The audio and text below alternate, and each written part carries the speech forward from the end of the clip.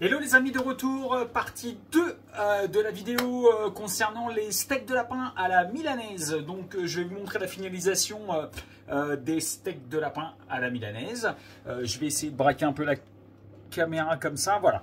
Donc alors là, ici vous avez des steaks qui sont déjà prêts, donc que je viens de terminer. Là, ici, vous les avez dans le mode passage dans l'œuf.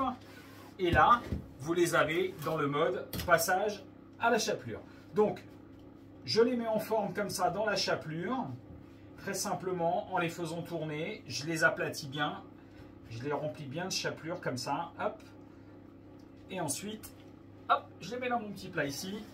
Et ainsi de suite. Alors là, j'en ai fait pas mal parce que bon, le plat que vous voyez ici, là, qui est déjà peint, avec, je vous rappelle, hein, on est sur une conception à la base de 7 lapins, où je vous ai montré comment valoriser tous les morceaux de lapin, comment transformer tous les morceaux de lapin, de façon à avoir des recettes différentes, à avoir surtout une valorisation qui est très intéressante, comme je le dis souvent.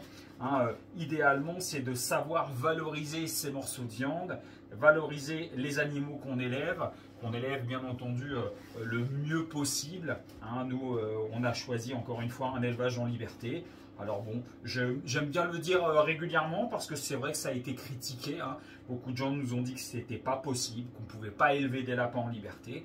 Eh bien voilà, au jour d'aujourd'hui, on sait que c'est possible. Ça amène quelques petites contraintes, mais on arrive parfaitement à les élever.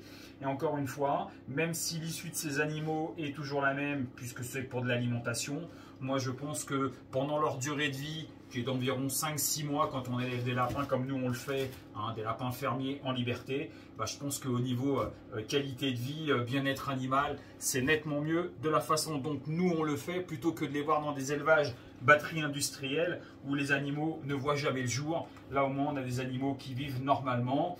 Et la durée de vie dans la nature d'un lapin est très rarement supérieure à une année. Hein, voilà, donc c'est pour ça que le lapin est un animal qui est reproducteur, hein, qui fait beaucoup de petits, hein, qui a tendance à se reproduire facilement. C'est justement parce que leurs durées de vie sont assez limitées, hein, de par les prédateurs, les maladies, etc. Voilà, donc j'espère que cette petite vidéo vous aura plu, une de plus, sur la préparation des steaks de lapin à la milanaise. Donc il me reste encore quelques vidéos à vous présenter sur la transformation totale dans cette journée sur 7 lapins. Alors, je vous rappelle qu'on aura fait quand même beaucoup de choses, hein, puisque bon, je vous referai une petite vidéo tout à l'heure dans le frigo. On a fait des cordons bleus, on a fait des steaks de lapin, on a fait des préparations pour des émincés de lapin au curry, au piment d'Espelette, on a fait la rillette.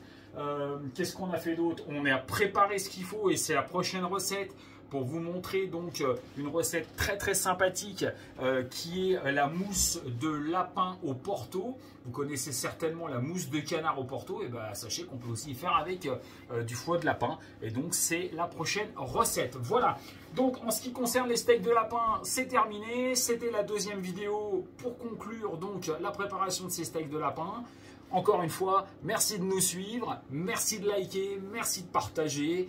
Et puis, je continue de vous faire des petites vidéos puisque vous me les demandez. Voilà, allez, tchuss les copains!